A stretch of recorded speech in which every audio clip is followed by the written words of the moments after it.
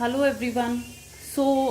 In this video we are going to complete our last type of debenture, that is registered and bearer debenture. In the previous video we have completed its other types also, like we have completed secured and unsecured, we have completed convertible and non-convertible debenture, we have also completed first and second debenture. So this video is all about the last type of debenture, that is registered and bearer debenture. So we are going to discuss about the registered debenture.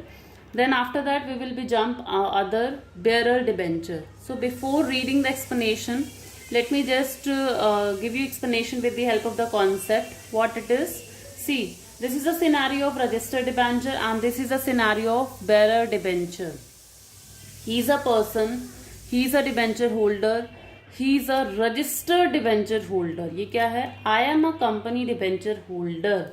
ये क्या कह रहा है मैं company का debenture holder हूँ. Why? Because I have purchased registered debenture. मैंने कौन से डिबेंचर खरीदे हैं? रजिस्टर्ड डिबेंचर खरीदे हैं. सो ये क्या कह रहा है? My particulars are entered in company register. This is what? This is a register. ये कंपनी का एक रजिस्टर है. ये कह रहा है कि मेरे जो पर्टिकुलर्स है ना वो कंपनी के रजिस्टर में एंट्री हो चुकी है ना. What does it mean here? Particular means what?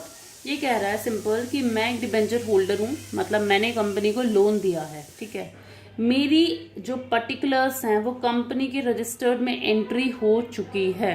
मतलब पर्टिकुलर मीन्स इसका नाम, ठीक है, इसका एड्रेस, ठीक है, इसने कितने नंबर ऑफ डिबेंचर खरीदे हैं, कितने रुपए का एक है, वो सारी डिटेल्स कंपनी के रजिस्टर्ड में लिखी जा चुकी है. Particulars, particular means what? His name, his address, his complete information, his debentures, इतने रुपए का, एवरीथिंग का पेमेंट करनी, everything has been written in the company register, register of debenture of the company. ठीक है, अब ये क्या कह रहा था कि मैंने रजिस्टर्ड डिबेंचर खरीदे हैं क्योंकि मेरी कंपनी जो पर्टिकुलर्स है, मेरी जो डिटेल्स हैं वो कंपनी के रजिस्टर में उसकी एंट्री हो चुकी है. अब यहाँ पर रजिस्टर्ड डिबेंचर खरीदने का क्या मतलब पर्पस क्या है बिहाइंड दिस? सपोज, ठीक है, सपोज जो ये पर्सन था ना, इसने 5 साल के लिए डिबेंचर खरीदे थे. ठीक है, मतलब इसने जो लोन दिया था कंपनी को वो कितने ईयर्स के लिए दिया था? 5 ईयर्स के लिए. अब इसके बाद जो पेमेंट आएगी वो कितने साल बाद आएगी? ऑफिस 5 ईयर्स के बाद आएगी. ठीक है, लेकिन अगर ये बीच में इसको पेमेंट चाहिए तो कैसे करे?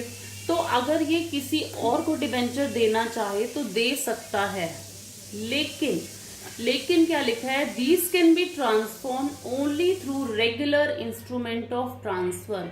मतलब अगर इसको बीच में पेमेंट चाहिए तो ये अपने डिबेंचर जो इसने खरीदे हुए हैं वे किसी और पर्सन को ये ट्रांसफर कर सकता है. Condition is what? इसकी जो एंट्री रजिस्टर में हुई पड़ी थी वो चेंज करानी पड़ेगी. यानी अगर ये किसी भी पर्सन को देता है तो इसने जो अपनी एंट्रीज करा रखी हैं वो उस पर्सन के नाम पर इसको पहले चेंज करानी पड़ेगी. जो इसका नाम, इसका एड्रेस, इसके डिबेंचर्स, इसकी कंप्लीट इंफॉर्मेशन जो इस रजिस्टर में एंट्री हो चुकी थी, इसको कंपनी के पास जा करके उस पर्सन की एंट्री दोबारा से करानी पड़ेगी क्योंकि ये रजिस्टर्ड डिबेंचर है, क्योंकि इसका सारा रिकॉर्ड कंपनी के रजिस्टर में है. ऑन द अदर साइड जब हम बेयरर डिबेंचर्स की बात करें तो बेयरर डिबेंचर में ऐसा कुछ नहीं है, इनकी कोई एंट्री नहीं होती.